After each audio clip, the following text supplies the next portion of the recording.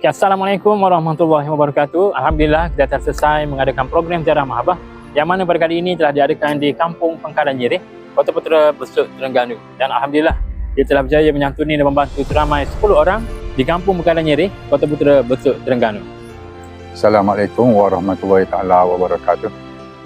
Saya Wan Arahim bin Wan Abu Bakar, pengurusi JPKK Kampung Pangkalan Nyirih. Saya ucap ribuan terima kasih kepada Muslim Malaysia kerana sudi hadir ke Kampung Pangkalan Nyirih ini untuk memberi sumbangan sedikit banyak kepada fakir miskin, anak yatim.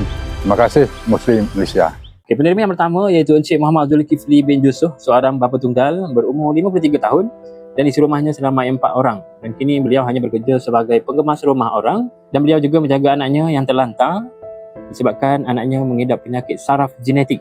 Penyakit saraf ini adalah keturunan daripada arwah ibunya, yang mana ibu dan juga kakak sulungnya telah meninggal disebabkan penyakit saraf ini.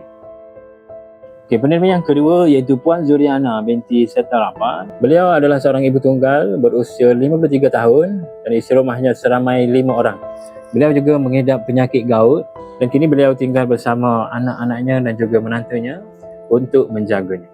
Penerima yang ketiga iaitu Encik Muhammad Azlan bin Ibrahim, berumur 40 tahun dan mempunyai isi rumah seramai 5 orang dan hanya bekerja kampung, yang mana pendapatannya yang tidak menentu untuk menjaga 2 anaknya yang bersekolah dan juga seorang anaknya yang masih kecil. Okay, penerima yang keempat iaitu Puan Nazarah binti Saleh yang berumur 58 tahun, seorang ibu tunggal dan mempunyai isi rumah seramai 6 orang dan kini beliau terlantar disebabkan beliau terkena serangan strok sejak 20 tahun yang lepas dan kini beliau dijaga oleh anak-anaknya. Okay, penerima yang kelima iaitu Encik Ismail bin Mustafa, seorang warga emas berumur 76 tahun, mempunyai isi rumah seramai 4 orang dan kini beliau tinggal bersama anak-anaknya, di mana anaknya hanya bekerja kampung untuk menyara kehidupan mereka. Penerima yang keenam iaitu Puan Satinah binti Awang, seorang warga emas berumur 73 tahun, mempunyai isi rumah seramai 2 orang dan beliau tinggal bersama anaknya dan kini mengharapkan bantuan daripada anak-anaknya.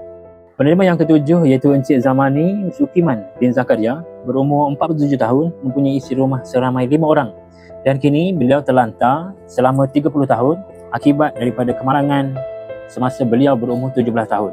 Akibatkan beliau lumpuh separuh badan daripada dada hingga ke kakinya, tidak dapat bergerak dan kini beliau tinggal dan dijaga oleh adik-adiknya. Penerima yang ke-8 iaitu Puan Ramlah binti Seni, seorang warga emas berumur 71 tahun, punya isi rumah seramai 2 orang dan kini beliau tinggal bersama seorang anaknya dan beliau juga mengidap penyakit kolesterol dan kini dijaga oleh anaknya, yang mana anaknya hanya bekerja kampung untuk menyara kehidupan mereka. Okay, penerima yang ke-9 iaitu Puan Masitah binti Abdul Rashid, berumur 60 tahun, punya isi rumah seramai 6 orang dan kini beliau diserang penyakit strok sejak daripada 20 tahun yang lepas dan kini beliau terlantar selama 3 tahun dan kini beliau dijaga oleh anaknya dan suaminya hanya bekerja sebagai model taksi untuk menyara kehidupan mereka.